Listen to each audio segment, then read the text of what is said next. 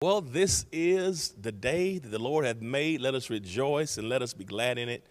Welcome to Biblecast here at Hope TV, House of Hope Atlanta, and WLVO. It's a privilege and a pleasure that you've tuned in today.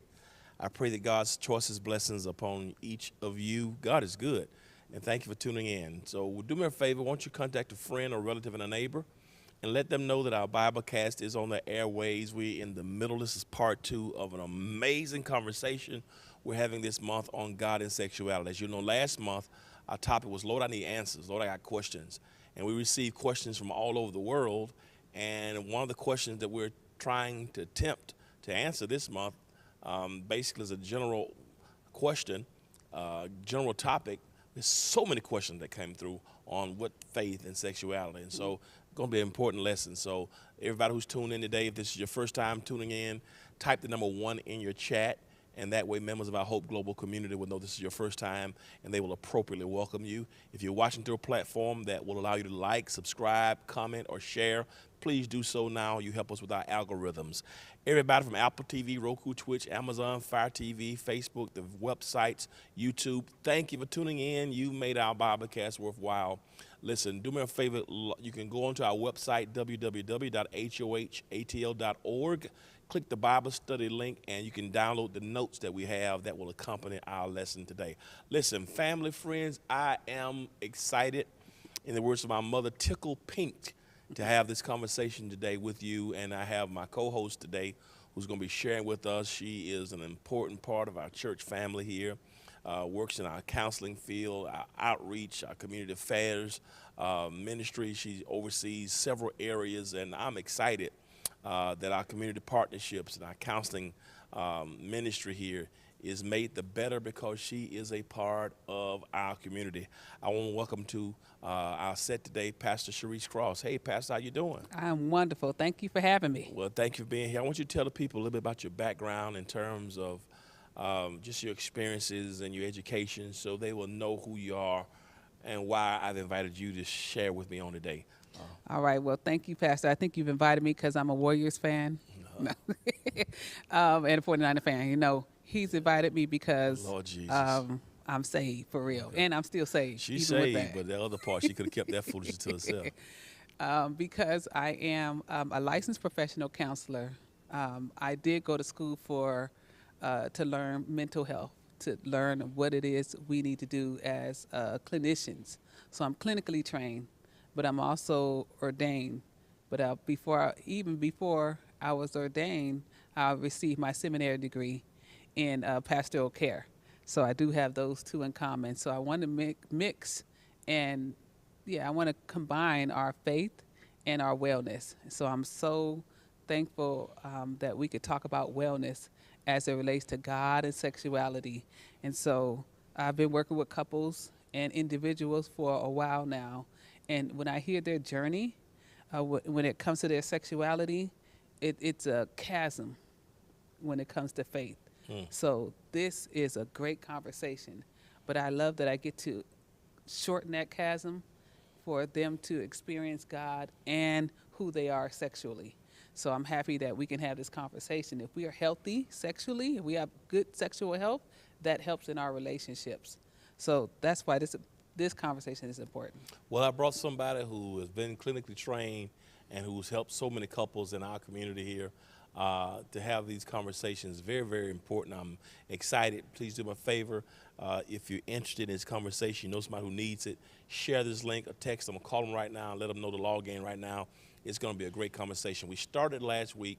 I'm glad you're here before we get into this, because many of the developmental equipping Christian education ministers of our church and discipleship initiatives, you've been a part of them for almost 10 years, from Live Better even up until Life Nights, our new approach that we're doing now, which is similar to what she helped create 10 years ago with Live Better, but a little deeper. I mean, we're having Bible studies on Wednesdays, continued conversations on every Tuesday on Thursday through Zoom, Monday through Zoom, and Tuesdays through Zoom. Can you talk about that a little bit? You know, what helped you to the concept to conceptualize our present Bible study or Life Nights approach? Absolutely. Life Nights is a concept where we talk about life. The fact is, we were in a harrowing experience called the pandemic that broke us on so many levels, and it disconnected us on so many levels. Indeed. So as community, we have been broken apart, and yet life is still lifing for all of us on all levels. So when it came to Life Nights, as a community, we want to come back together and start to have that conversation around life. We need answers. So your topic of your series on Lord, I Need Answers was our first introduction to life, because I got questions. I know you had questions. Right. We had over 1 million people die. That's a lot. Right. A lot of areas felt unsafe and still feel unsafe to us. Absolutely. So we are now coming back as a community to engage in life together. and to be able to have this space that's safe enough for you to ask those questions. Yes. We need that. Absolutely. And, we had so many questions that we received. We got enough questions that came in last month. Lord, Lord, I need answers. Lord, I got questions. Yeah. And we can probably go a year or two. Sure could. Just really comprehensively address those questions. And one of the ones, one area that we kept getting so many questions was over this whole thing about God and sexuality, and we kind of addressed it last week. I hope you watched last week. If you didn't, go back on YouTube and get the October the 4th Bible study. We introduced it. We had Zooms on the 5th, and then on that following Monday and Tuesday, which was the 6th and the 7th, pertaining to this whole conversation of, just very, very important. I mean, not the 6th and 7th. That would have been the my God, where's my mind? That would have been the 9th and the 10th. Sorry. Questions that we had, other Zooms to continue the conversation. So we're back today talking about, let's talk about sex. And we talked about it last week. And, it's real interesting. Bishop Jakes once said something. He preached a sermon and taught a message called PMS, Power, Money, and Sex, PMS. And it was interesting. He said that he felt called to do the message because those were the three things that people want, but we don't want to talk about it, even All in day. church. Power, money. And it's really strange when you talk about sex in terms of faith. There's a lot of discomfort even amongst that now, because some people think that shouldn't be discussed Right. in church, and having conversations, those of us who've had sexual experiences, good and bad, before and outside of marriage, there's almost like a taboo that we shouldn't talk about certain things. Let's just talk about the cross and talk about Jesus and talk about tithing and talk about going to heaven. That's it. But things like this, why do you think it's important that we have these conversations, even conversations about sexuality in terms of faith? Because God created us to be sexual beings. He started in the garden with us being sexual beings. He created Adam and Eve. They came together. They cleaved early on. He created us for intimacy. He created us for connection. So why is it that we have decided, I'm not going to deal with that. I don't even want to talk about it. Yeah. That's us. Right. That's not God. Yeah. That's us. It's interesting you said that, because when I thought about it, I thought about my own life, my own family, and what happened years ago. Because I think a lot of times when we talk about sex and sexuality with faith, we make it seem like it's a new phenomenon, or as if something new has arisen that mandates that we have these conversations. But I think what is interesting for me is when I look at my own family, lineage, some of the mothers in the church, my own mom was pregnant at 13. Well, So, we talk about it like it's a new thing. I don't say that demeaning, or because, I'm talking about my mom, you know what I mean? And that's the greatest woman, you know what I mean?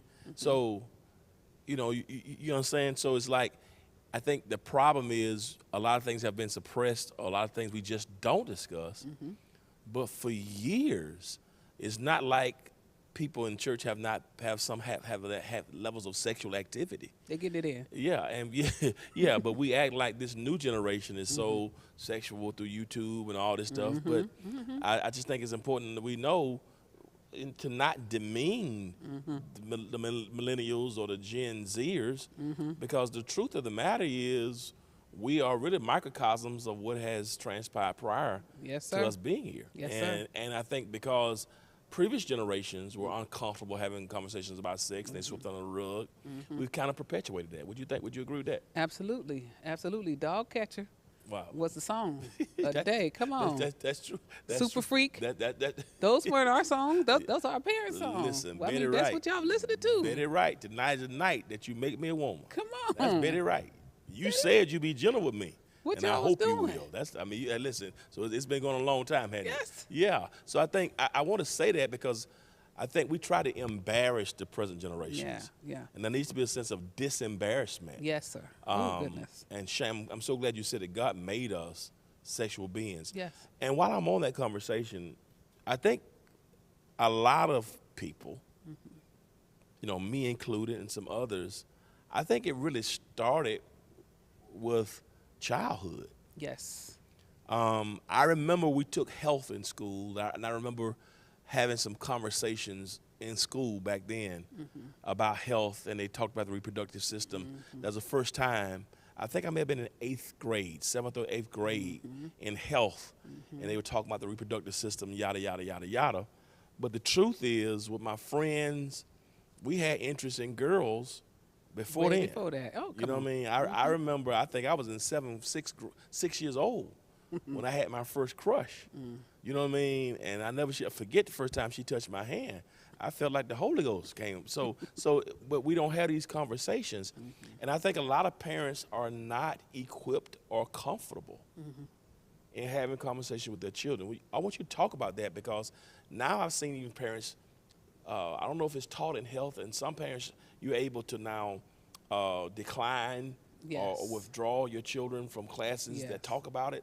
Yes. So if they're not talking about it in the schools, we're uncomfortable talking about sex in church, Right. and parents have discomfort talking about it. Right. Could it be that our whole sexual formation is kind of warped from the very beginning because of ignorance, because of the lack of availability of information? So I want to start with that. What do you say to parents? How should parents engage the conversations with children? Because the first teachers about sex and sexuality should come from the parents. So I think we got to kind of disembarrassing.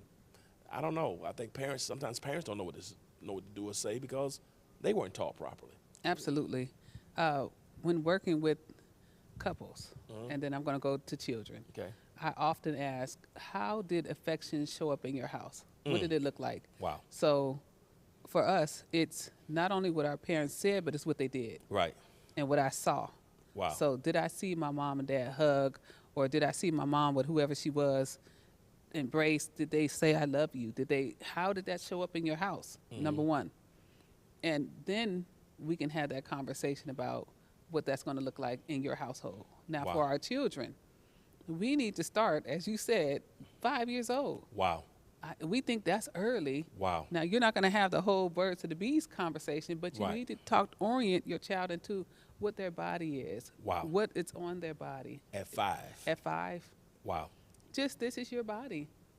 And these are your areas that are private, Yes. because we do have people who are being predatory towards children. Ain't that the truth? So we do have to educate our children on what their body is and what it's made for and what's different. My body may be different than my son's. Mom, you don't have a little pee-pee? And on their level, you're Right. having that conversation. Right. At 5, Yes. just orient yourself to your anatomy. Yes. And okay, the school may not teach it, and that's fine. You can teach it though. Wow. There's plenty of material out here right now for young parents, for children, all the way up, to tell you about everything and how as far as you want to go. And it depends on the parent, it really does. So if you don't feel comfortable, there is material that can help you have conversations with your child. That is so good. I mean, because you're exactly right, to inform them about their own anatomy Yes. early on, just so if they have other siblings or cousins, just to know the differences in anatomy, but also to make sure that we start teaching them about those predators. Yes. And what's appropriate touch versus Yes. inappropriate touch, because unfortunately a lot of molestation Yes. and assault takes place in families. Yes, it does. And I know you probably get to that conversation later on, and if you have and it's with somebody that somebody trusts. Yes. And so if somebody has access to your children who they trust, and that child is ignorant to what is appropriate and inappropriate, Right. then it can perpetuate inappropriate activity that's unhealthy because they have not been taught That's right. correctly from the parents. So you said start at 5 in terms of teaching about the anatomy, Yes. and then integrate as that child matures Yes. to deeper conversations. Yes, so then we could talk about feelings versus emotions. Mm. And feelings, and I love to say this, feelings are not facts, but they're Yeah. indicators. Mm. So I like her, or I Yeah. like him, Yeah. or I like whatever I like. Yeah. Okay, tell me more about that. Yes. We don't want to demonize the child. You Yes. don't want to chastise the child. You want to understand what's going on when they're telling you how they feel about someone. And we can say, you can have deep affection for this person. Yes. You can like this person. Yeah. So you're the first teacher on how your child relates with other people. That's good. So I can say, oh, that's good that you like her. And what do you like about her? And it could be more than, and they're probably going to say she's funny. They're not going to be like, she got a big booty or she got, no. No, she's funny, mommy. She plays with me, Right. on their level. And as you grow older and as that child grows older, you then have deeper conversations about, okay, Yes. where you go with that. But you continue, this is starting a conversation. Yes. So at 5, my mommy's been talking to me about this, my body, and Yes. about relations, and as it relates to my body, since I was 5 years old. So that when they turn 12 and 13 or wherever they are, and they're having deeper situations, they still feel comfortable coming to you because you've already developed that connection. And this is normalized. So we're normalizing. We're not being reactive. Where our Yes. parents were reactive. Yes. We're not. It's amazing you said that to me about the normalization of it, because I was talking to a colleague of mine, a very good friend. This is probably in the summer. And we were talking about this conversation. Our kids were growing up, and his daughter was 10. And he was on a trip with his daughter. I think he was taking her somewhere, spending daughter-daddy time, when her cycle started. Yes. And he had never had a conversation with her Wow. on that level about the anatomy. She had it with her mother, but she was with her father Yes. when this happened, and she had to come to him Yes. at the moment. So trying to navigate as a man, as a Yes. father, Yes. how do I serve, how do I love on my daughter Yes. and get her through this moment, which is a very, I'm sure, trying, or Yes. that's a signal moment in her life, but you're with your dad, who's completely oblivious about what to say. Wow. Yeah, and so when you said that normalization, but thankfully she had the comfort level with her dad, but he was completely uncomfortable and didn't know what to say because he never had that conversation before. wow. So you said, but materials are available to help with that. Absolutely. Even for dads. And the fact that she can come to him and feel safe, Yeah, you already know he's doing well in his connection with his daughter. that's good. That's beautiful. So, in a real sense, a lot of times it's possible that children can have a bad start in terms of having conversations Yes. about sex if it has not been done in a safe and healthy environment at home. Absolutely. And so, and if the church is uncomfortable, particularly talking with young people about it, because, so much has gone on in churches Yes. that sometimes has been predatory too, toward children, which can further exacerbate the problem. Now, I want to ask you a question about that, because when children don't get it from their parents, and then when they come to church, and faith is brought into the equation, sometimes faith and our teachings, I think, can become toxic, Yes. because, as you said earlier, we're not taught, or I wasn't taught, that I'm a sexual being, that God, I didn't hear that as a kid. When I heard sex in church, it was stay away from it. That's right. I want you to talk about that, because if my religious formation makes me think that it's something that's bad and to shun, you know what I mean? How do we kind of unearth some of that? So good. When we're talking about our formative years Yes. and our spiritual formation, and as we're growing in our stages of development, Yeah. it is such an impressionable time. Yes. And so if I didn't hear it at home, when Yeah. I get here, God says, I'm nasty. Yeah. God says my body needs to be covered and hidden. Wow. God says I'm a fornicator, which Wow. is that's what I know about sex. Wow. I'm nasty. It needs to be hidden. I know all the don'ts, none of the do's. Wow. They're all don'ts. So I'm going through life in my formative years, and then I go to college, And I'm like, you know what? I'm going to go do whatever. Wow. So it's either God or my sexuality at that point. We have now disconnected. Wow. So we're slowly disconnecting from our sexuality, from what is good to what is bad. And so as we are in those years, those college years and high school years, you're going to test the limit because that's what you're supposed to do. Absolutely. You're trying to form your identity. So if it's all bad, what I'm going to do, I'm going to run to the bad stuff. Wow, that's so true. That is good. You tell me don't do it, I'm going to go do it. Yeah, that's what teenagers do. Exactly what they do. Yeah. So if you want your child to be wilding out, restrict them. Wow. Tell them it's all bad. Tell them you can't be around anybody. Wow. Keep them at home. They can't go nowhere. Wow. When they get to college, the wildest one will be that child. Wow. That is so good. I remember, some years ago, it's probably maybe 25, 30 years ago, if that, they had this thing that had become a thing, and I remember being in it very strongly, but it was this purity thing. Yes. It was this yes, purity yes. culture, and you Yes. put the purity ring on. Yes. And I remember what I thought was the intention behind it. Mm-hmm. Mm-hmm. But at the same time, for people who had not taken the purity vow and had the purity ring, for me, it brought about such a dichotomy of dirtiness, Yes. of impurity, Yes. of this scarlet letter. It seemed, I don't know, it was just kind of weird to me, because it was not even about sexual health. Right. No. It was this whole idea of if you do something, you're dirty. Mm-hmm. Mm-hmm. And I don't know and I think we still got this purity culture kind of Yes. out there now. Yes. And I don't know if that's necessarily the correct approach. Mm-hmm. I mean, I do know we want to teach wholesomeness, but I always wondered about that. What are your thoughts on that? And that's another perpetuation that we see plays out later on in sexual dysfunction. Wow.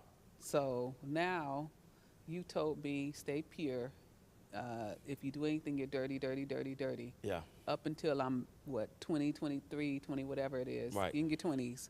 Now, on your wedding night, go in there and go have sex. Wow. The dirty stuff that you've been telling me not to do, Wow. you've been telling me this is dirty, dirty, dirty. Wow. My body, don't cover it, hide it. And now Wow. you're asking me to have relations with this person, have a sexual relationship with this person.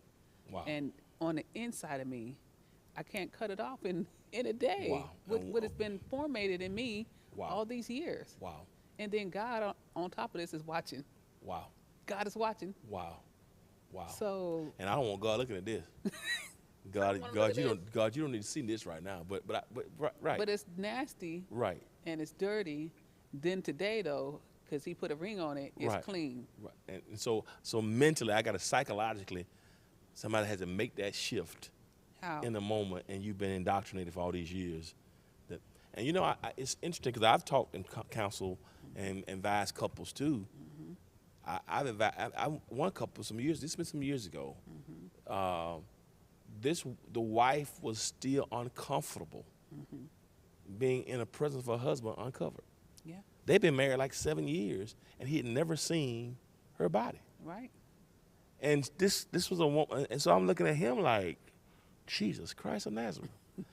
But it was all in the name of faith, in the name of God, because of what.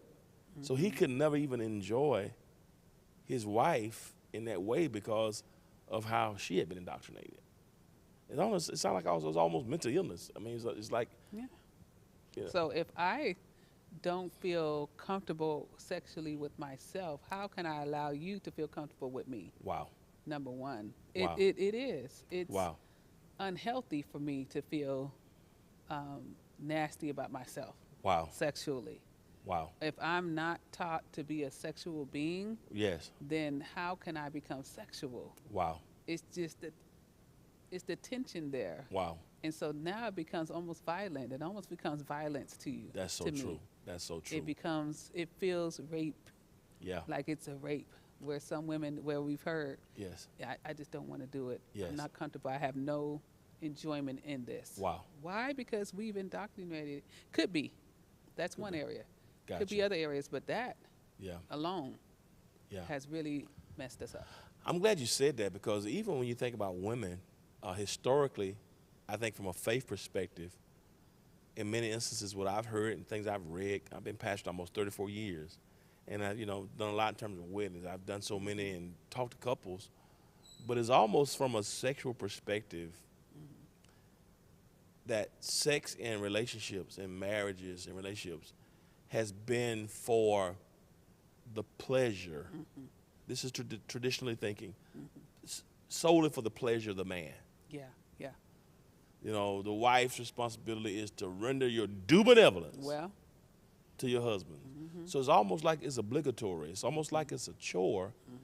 And I've seen, to go on what you just said, how do we unearth that, where the mentality is the wife's supposed to do this for the husband? We know the man generally is the most sexual of the genders. It's just something it's something about us. Willard Hart, in his book His Needs, Her Needs, says that sexual fulfillment, where a woman desires intimacy, a man desires sex, and intimacy and sex are not. Men generally think that intimacy equals right. sex. And they're not. Right, but sex is not as important in his estimation as it is for women. But that does not mean that women shouldn't talk about that. How do we balance that equation? Yes. So, two things. Men are spontaneous and women are reactive. So, y'all are on, right? It don't take nothing. Yeah. You ready, Freddy. Absolutely. Women, though, are reactive. We need stimulation, and we need stimulation. However, stimulation and pleasure are two different things. So when you mention what you just said about men and women and how we have to give our due benevolence, first you have to know that I'm reactive, that women are reactive. We're not ready just because you're ready. Wow. So Wow. let's deal with this, and then I'm gonna come to sexual temperaments. Wow. But let's say it's a typical day. Had to pick up the kids. Maybe you had to cook the food. Maybe you had to deal with some bills, clean the house, whatever you had to do. Then it's about 9 something at night. Now you ready. He Yeah. in the bed ready. But you didn't have to do all this stuff, and now you want me to run the room and drop it like a hot and do all this other stuff. And I'm tired Wow. because I've had to do all of that. So we talk about even the roles of men, roles of men and women historically, not now, because our younger people, they're more egalitarian when it comes to roles. So they're sharing responsibility. But older generations, they didn't share responsibility. Right. The woman, you could work in the house and outside the house. So if you work, Absolutely. even if you worked outside the house, you still got more work to do at home. Absolutely. And then you got more work to do in the bedroom. Wow. I'm working overtime. You got 3 jobs. 3 jobs. 3 jobs. Wow. So I'm working hard. And now you want me to be reactive. You want me to be all of these things. Well, that comes from stimulation. But stimulation is not pleasure. Stimulation, anybody can be stimulated. I could be raped and feel stimulated because my body and our bodies were created for stimulation, Wow. but not receive pleasure because it's really a fear-based response that I'm having. Wow. I'm feeling the pleasure because that's what my body is created to do. It's created for stimulation. But pleasure is another thing. That takes a while to receive and to receive with one another. But in order for us to get there, it takes time. You say intimacy. That starts in the morning. We already know foreplay doesn't start at 9 o'clock at night. That morning, you should be finding out, okay, can I help get the groceries? Maybe I can get us a meal tonight where she don't have to cook. Or maybe we should be conversating. Are there conversations we're having? What are we doing to create that intimacy? And that's something you could work on with your partner because it's about entering each other's world. We need you to do that. Women need you to do that. But if you don't do that, then it just becomes a duty. So you'll hear women say that I did my duty. Wow. This should never be. It wasn't intended to be duty. It wasn't intended to be duty. Wow. But if we look back in patriarchal times, because Yeah. it was patriarchal, Mhm. women were considered property. Absolutely. Even if we read the Bible, Right. how are we viewed as women? Right. You don't hear us being viewed as sexual. And when they are used, and when they are written in there, we're using our sexual prowess to get something. Wow. So then it becomes a transactional relationship. Wow. I'll give you this, you give me that. Yeah. Even in a relationship, Wow. it becomes transactional. Wow. You know, you said a lot Yeah. about stimulation Yeah. versus intimacy. And because men, we're visual and we don't need all that. Yeah. And but you mentioned some of the things Yeah. about stimulation, you know, in terms of you know, showing interest, you know, being passionate, being compassionate, being concerned. You, other things outside of the bedroom that creates an environment. Because I remember reading that book, His Needs, Her Needs, that a woman needs also to feel secure. Yes. And I think could that security also be a part of that stimulation? It's hard for a woman to be stimulated if she's not secure.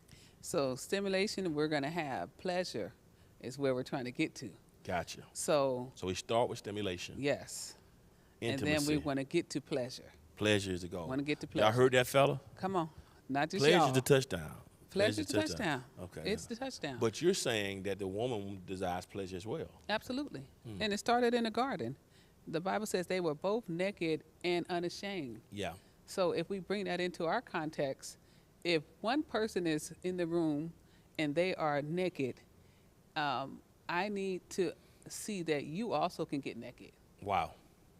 So, but if you're in the room and you fully dressed and I'm naked, Wow. we're not on the same page. Wow. That's what happens at night, literally. Wow. That's what's happening. Is I'm coming into the room and I'm naked and yet you're fully clothed. And you were expecting to have an intimate connection that's going to lead to pleasure. It's never going to get there. Not until we're both naked and unashamed. That means I'm open. It's beyond the body. Yeah. Because when we started in the garden, it wasn't about this. It wasn't about seeing everything that we had. It was about I'm open in every way. You see past this. Right. It's not just about my sexual organs. It's Right. beyond that. Absolutely. So that's where we want to get to during the day, every day. It's so good you said that because we're talking about there's this misnomer or this caricature or this idea in society. It's almost stereotypical that women, once they get a man, now she's got a headache. Right. Yes. There's this stereotype with women that they're not ready, that they don't enjoy Yeah. sex, right? But what I'm discovering is there are some women who don't enjoy it because they're not being valued or their pleasure Well. is not prioritized. It's Well. almost like you said we move from stimulation to intimacy to pleasure. Yes. That pleasure is not just for the man. Right. And I think a lot of times men, we have this tendency to think that we just all this and we know what we're doing and we just got it going on and we're going to just make the world shake tonight, right? Right, right. And it's going to be an earthquake and a seismic, cyclops, and the hurricane is coming, and all this kind of stuff. Right, right. And the woman is looking like, Right. So what is it that men, because I think sometimes even couples, I've known women who can't even talk to their husbands about their lack of pleasure because Yes. they're both not naked. Right. How do we Right. fix that? Right. So, and it's a delicate conversation. Yes, it is. It depends on how, because most men are socialized to, first of all, not show emotion. The two emotions you can show is anger and lust, basically. Wow. Those are acceptable, Wow. but we need more than that. Wow. And so it starts with you can have planned times that you're going to be intimate, And intimate doesn't, again, that's not sex. You already mentioned that. Right. So planned times of intimacy and then spontaneous times of intimacy. Talk to me a little bit more for the men, because we're Oh, clueless. Lord have mercy. Yes. But just when you talk about intimacy, give me Yes. thoughts Yes. just for those who are watching, because sometimes we just wham bam, thank you, ma'am, right? So talk about that, like so the men who are watching, if their wife is uncomfortable sharing, what does that look like? How can we provide atmospheres of intimacy? Yes. How can men do that? That's What beautiful. are some ideas?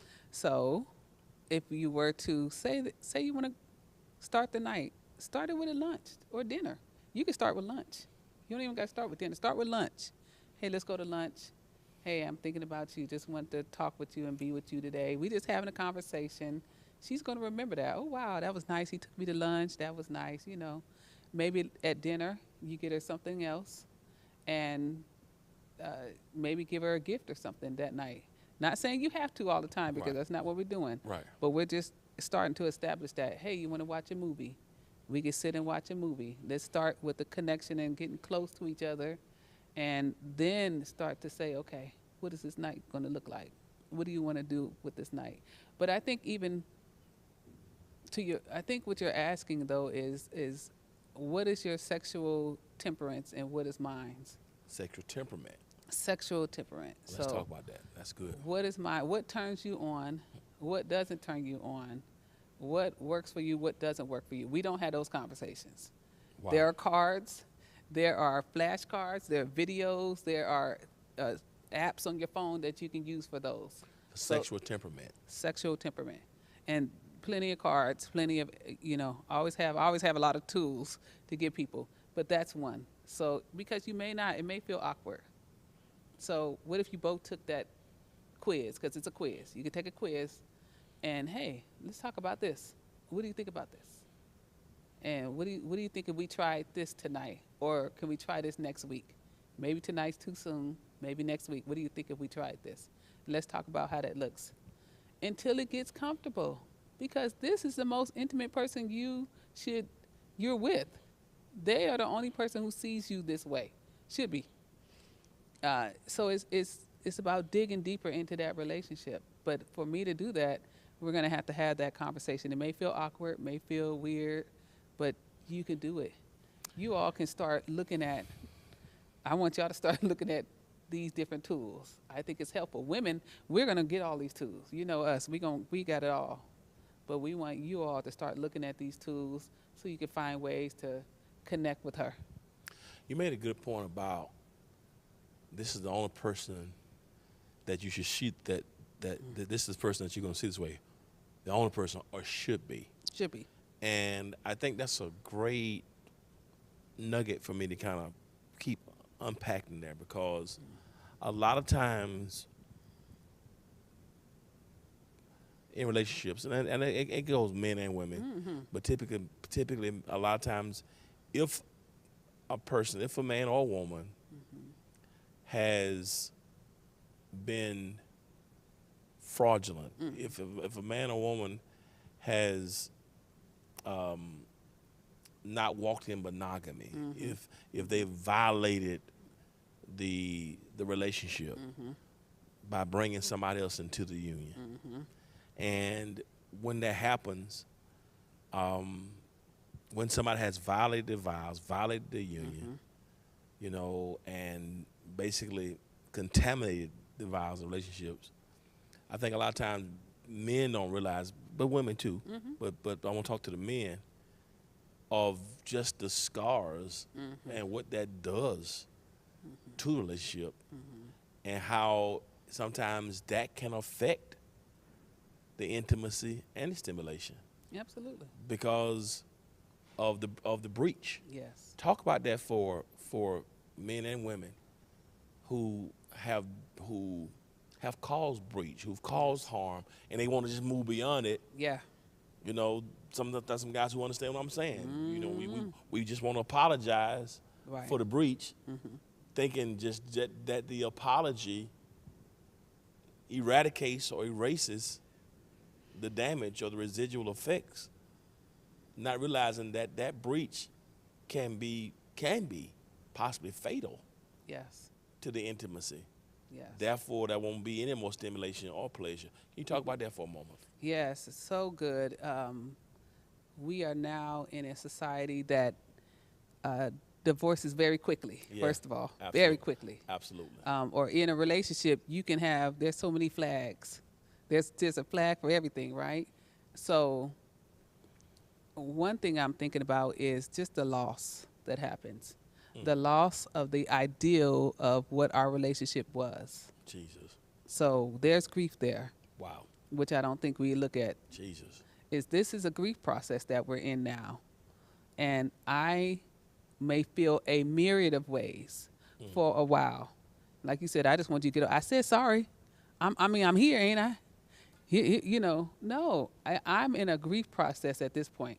Wow. So you have to allow me to go through this process to get to a place where I can accept what has happened, and then move, and then decide if we're going to move forward. This is what it's going to look like.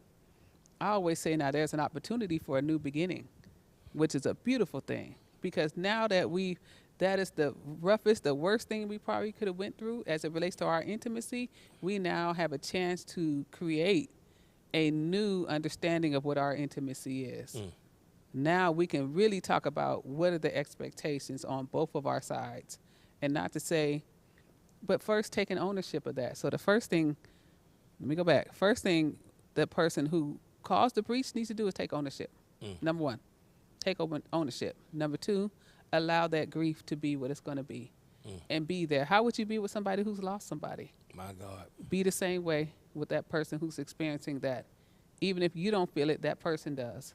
So how would I be with you if you've lost someone? So be with that. Be with her. You should be okay to experience all that, all the hits. You're going to take some hits. I'm going to tell you right now, you're going to take some hits. She's going to be probably suspicious.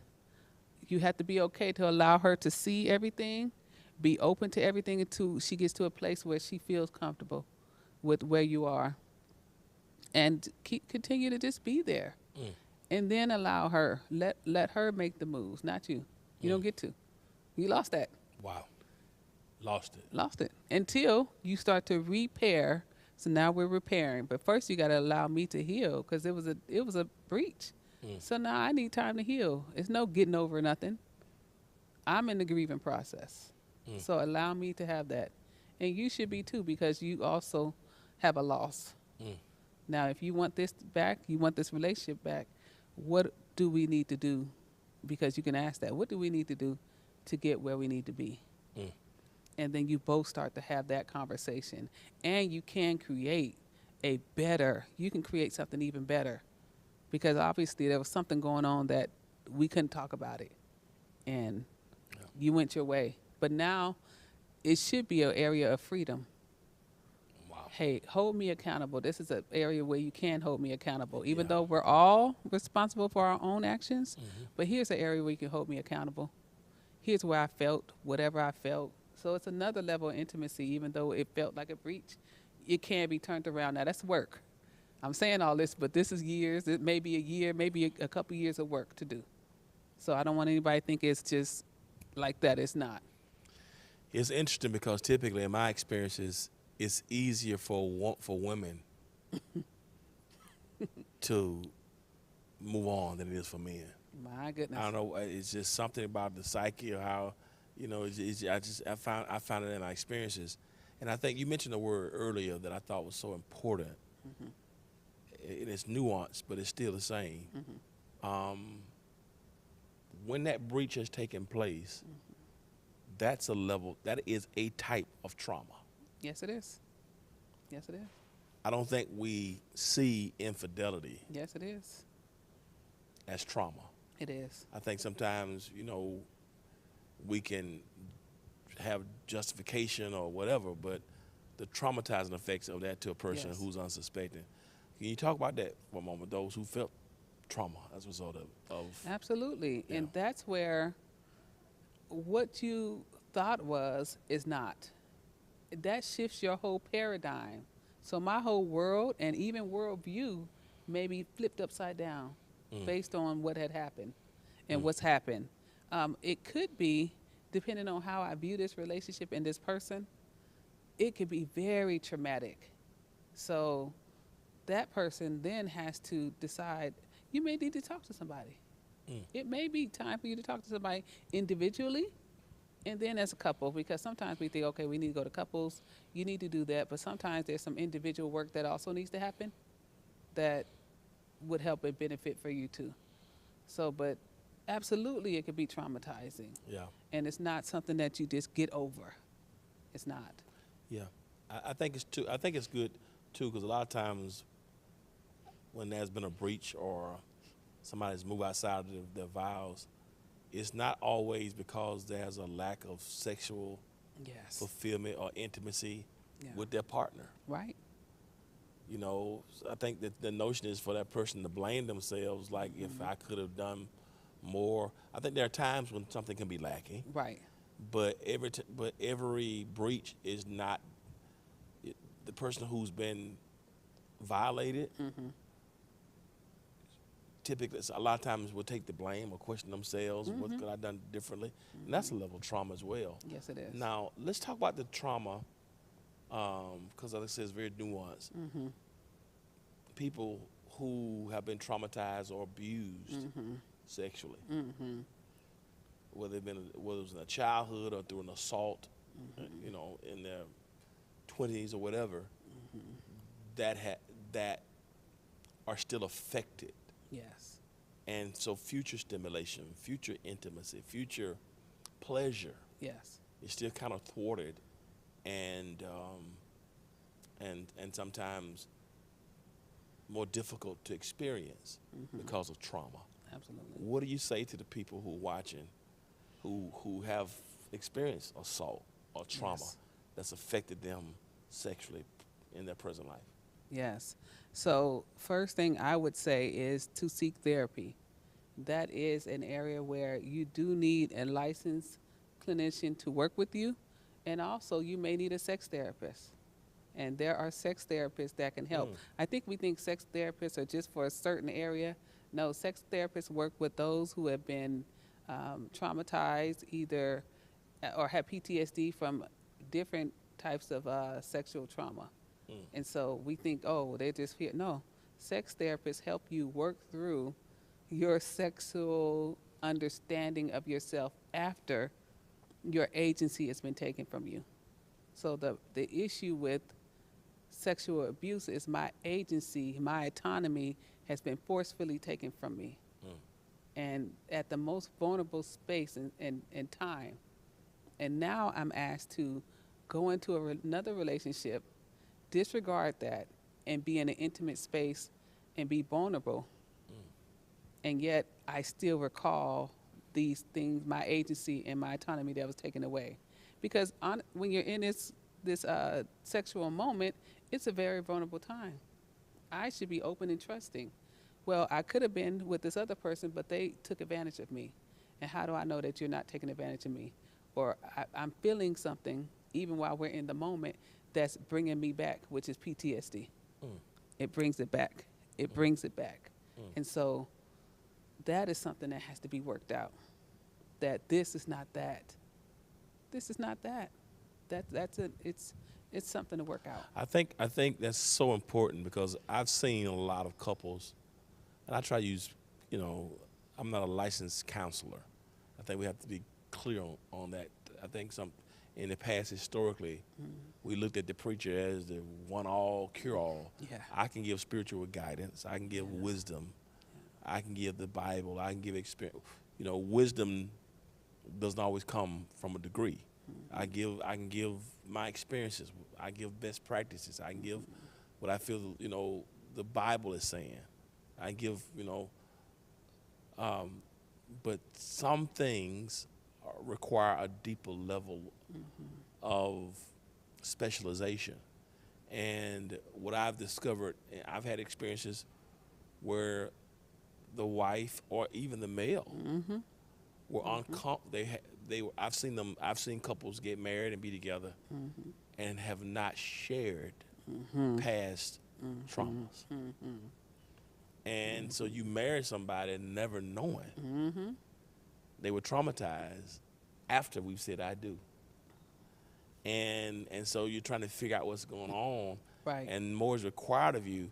Not saying that you would not have married the person had you known earlier. Right. But now you're having to rethink and restructure and provide a grace and an understanding and a mercy that you never would have done. What do you say to those couples who've experienced that? Yes. What do you say to the person who is with somebody who's experienced trauma? What would you say to them? I would say to, as you just said, extend grace, but first there needs to be some conversations around that. They don't have to give you every detail, but I do need to know what is your trigger. What Good. triggers you? Because what am I doing that may be triggering you in this moment? And being okay to say, okay, I may not be able to do that right now, and get some help for yourself. So we always want, you need to get help. I may need to get some help. I may need to talk to somebody to help me work through how I'm going to operate with this person. It's the reason that I do ask couples to do talk about your previous traumas. They do need to know, whatever the trauma is, they need to know, because trauma shows up at any place. It could show up at the most inopportune time. Wow. And so if I know that about you, that's helpful. That helps me to know how to move with you. But have that conversation, start having those conversations. And there's also literature for that too. Well, this has been amazing. You talked about a variety of things, from divorce rates, we Yeah. talked about places of shame, due benevolence, Yeah. sexual health, sexual temperament. Yeah. So for the couples now, for the people who are unfulfilled, the people who are not trying to talk to their children, and they may want to get some more information and may want to come and get more expertise from you one-on-one. What would you advise people to do in terms of seeking additional help? So I don't have all the answers, but I can get them for you. But you can connect with me, and you can email me again at scross@gtrbc.org. And also, we're going to be doing something in a couple of months I'm excited about with just everybody as it relates to relationships. So I'm hoping to have a lot of information and resources available for everybody. So we'll have more information out for you. This has been a great conversation. It's been sobering in a lot of ways because, again, you think about your own life. You think about, those of us who have been had to deal with grief Yes. due to the hurts that we've Yes. experienced. Those of us who have caused grief Yeah. and are trying to breach those gaps. She said something for all of us. And at the end of the day, I want you to know there's always hope. And with God, all things are possible. And even in the worst moments, I want you to know that God's grace is sufficient. And God's grace is sufficient. That's what I want you to know. Yes. That God loves you and God's grace is still sufficient. Except the Lord built a house, they labor in vain that build it. And I want you to know that through Christ Jesus you can find healing.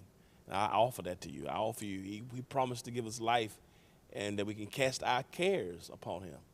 And we can come bold before his throne to obtain mercy and find grace to help us in our time of need. And so if those of you who are watching, you want to connect with us, you want somebody to pray with you, you want to get that relationship with the Lord, because you've been trying to do that relationship on yourself, on your own, but that relationship won't work unless you invite God. He's the one who created relationships and has given you the agency and given you the ability to be a sexual being. If that's you, the information is on the screen. There's a QR code on the screen right now where you can connect with us right now while you're watching. I want you to do that.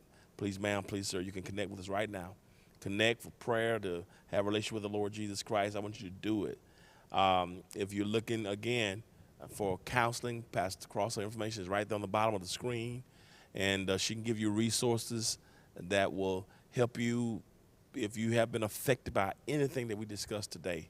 I hope that nothing that we said was triggering to anybody. If it was today, I want you to reach out and know we're praying for you. I know sometimes you have to go deep to deal with things that have been maybe lingering. It can be painful. But James Baldwin once says, while it is true that everything that is faced won't be fixed, it is also true that nothing can be fixed until it's faced. And so I hope today that something help to inspire and encourage you. Listen, if you were blessed today by this Bible cast, and we're going to be talking about God and sexuality the entire month of October, and as Pastor Cross said earlier, we got some amazing things happening. We have some new resources coming that's going to continue this conversation. But if you've been blessed and you want to sow into the ministry, there are various ways you can give. They're on the screen right now. I want you to do that. QR code is on the screen. That will give you the different mechanisms of how you can support the ministry. You can go to our website, www.hohatl.org, and the ways that you can contribute are there as well, whether it be through text to give, Cash App, Zelle, through the website or the P.O. Box. All the information is on the screen right now. These conversations, we don't like to have them in church for whatever reason. Maybe it be guilt, embarrassment, shame, or we've been taught that we don't talk about this in church. But if we don't talk about it from a healthy perspective, love, I wish above all that we prosper, be in good health. Well, as our soul prospers. And Pastor Cross, I want to thank you for being concerned about our wellness. yes, sir. In totality. Yes, sir. And so I appreciate you for sharing. Listen, we'll be back next week, same time, same station. Invite somebody to be a part of it as we continue this conversation on God and sexuality. Got to leave you now, but as always, remember this. If you'll be good to God, then God will be good to you. We'll see you next time. Peace.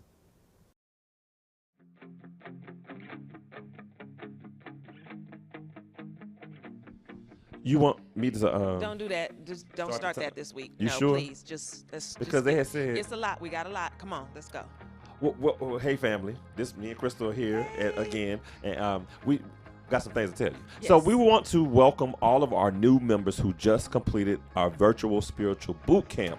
We want to say that we welcome you here to the House of Hope Atlanta with open arms, and we are so glad to have you as a part of our family. Absolutely. Now, our Life Night discussions will continue Monday, Tuesday, and Thursday at 7 o'clock p.m. So join us all 3 days as we continue the conversations from the Wednesday night Bible study. To receive the Zoom links and for more information, visit the church's website and all of our social media platforms. And what you know about these Wellness Wednesdays, Crystal? What you know? So seniors, we don't want you to miss out the workouts that are starting at 10 a.m. with the Guru of Abs. Sound like a nickname for me, huh? Lies. Guru. Okay. We want everybody to get well physically because there are also classes for our younger people as well. So you can come on out as well. And after working out, we're going to have a wellness education at 11 a.m. And then finally at noon, we have our spiritual wellness with Bible study and a light snack. Love a good snack. AARP is also sponsoring our fourth Wednesday Wellness Wednesdays. You do not want to miss their presentations every fourth Wednesday. We're also expanding our movement. We have added another senior workout class on Mondays from 10 a.m. to 11 a.m. and we call this Motivation Monday. So register by texting wellness to 678-201-1351 or visit the website for more information. Come on out and join the movement. Absolutely. On Wednesday, October 11th, the Department of Juvenile Justice will hold a job readiness fair from 10 a.m. to 2 p.m. in room E200. Now, the Georgia Department of Juvenile Justice is a multifaceted agency that serves the state's justice-involved youth up to the age of 21. Now, the DJJ is searching for special candidates to become part of our dedicated team of professionals. Now, interested job seekers can register for more information about career opportunities in juvenile corrections. In addition, DJJ is veteran friendly. Former military service members will, with honorable discharges, receive a one-time military salary increase incentive on eligible job titles. All right. Yes. Now, the Confess Project will be holding another training opportunity on Monday, October 16th at 11 a.m. to 2 p.m. in room E200. We all have personal relationships with our barbers and our stylists. We love to overshare with them. I know sometimes I tell a lot too much. But what happens when someone is struggling mentally? Project Confess aims to empower barbers, stylists, estheticians, and all of those people that are working in the beauty industry with skills from mental health first aid. Take advantage of the free training on Monday, October 16th from 11 a.m. to 2 p.m. To register, all you have to do is text the word CONFESS to 678-201-1351 or contact scross@gtrbc.org. The Red Cross Blood Drive experience is going to be Friday, October 27th from 10 a.m. to 2 p.m. All blood drives have had low turnout since the pandemic, so let's change that. Register for this blood drive experience, which will include interactive demonstrations and workshops on health, finances, and mental health with Glow Up Garden and Impact for Community Change. Live, CPR demonstrations, breast cancer detection demos, workout sessions, beauty health with healthy hair, the Build-A-Bag financial experience. It was a lot. And I thought it was just a blood drive. It's Me more than a too. blood drive. Yeah. And we want to give this information to all of our parents who would like to have a baby or a child dedicated. You can have Jordan dedicated. Done. Okay. A baby dedication is scheduled for Sunday, October 29th as a part of the Sunday worship experience. A baby dedication class is scheduled for Saturday, October 21st at noon. And for more information and to register, text the word baby to 678-201-1351. Or you can go to the church website, or you can even call the church office at 404-243-9336. Awesome. Now join Hope Youth Now for the return of our annual fall festival on Ain't that February. Hallelujah night? The same thing. No. Okay, I'm sorry. And I said February. They're going to say I went over the time again. Friday, October 27th from 6 p.m. to 9 p.m. For this in-person activity, we gather outside as a family for fun, fellowship, and loads of treats for the children. Go to Hope Youth Now on social media platforms for more information. That's right. That's right. And if you are a member of the House of Hope who is looking for an opportunity to serve, we want you to come to the Ministry Expo after the in-person worship experience on Sunday, October 29th in the atrium. You'll have an opportunity to meet ministry representatives and birth month leaders and learn about the various ministries of the church to assist you in deciding to join and becoming actively involved in the ministry. And listen, some of y'all just here, get in the ministry. Come on. Don't just sit here. Get involved. For the entire month of October, we will recognize the month as More Than Pink Month. We are bringing awareness to cancer, lupus, pregnancy and infancy loss, and domestic violence. So wear your pink and purple all month long. That's right. And this message is for all of our online church members. If you have prayer requests, text the word prayer. If you would like to become a member of the House of Hope Atlanta, text the word connect. If you would like to be saved, text the word salvation. And if you're sick, experiencing bereavement, a life transition, or even a crisis, we want you to text the word care to 678-201-1351. And online church members do know that there is a QR code that should be showing right now. It should be showing some. Yeah, QR code that you can scan, and it would allow you to see different resources for specifically for our online church. So we want to make sure that you get involved. So scan that code. Absolutely. Now, please help us to replenish our food pantry with non-perishable food items, such as canned goods, breakfast foods, canned fruits, and vegetables, starting October 2nd. It already started. Yes, so feel free to bring your non-perishable goods to the narthex in the cathedral after in-person worship on Sundays. So please don't leave food at the Outreach Center. And we want you to hang out with us as we embrace healing and renewal through Jesus Christ. Meetings are held every Tuesday at 7 p.m. via Zoom application. Please call us at 404-243-9336 to sign up today. Our Hope Global Ministry team is in need of ministry volunteers who enjoy sharing Christ and connecting with people in a virtual worship space. To sign up, email our Hope Global pastor at jcarner@gtrbc.org, or you can call the church for more information. That's right. And Crystal, guess what? What? That was a lot. It was. But we are done. Oh, goodness. I guess they're going to talk about us again, I guess. Whatever. In the group We're chat or done. whatever. Thanks. Whatever Woo. we talking about us. Talking about we're going over time. Stop. Just say But we just bye. say what the people, but we do this for you, for the people. We just want to say this. Until next time, we want you to remember what, Crystal? Life with God is better in every way, every day. Be blessed.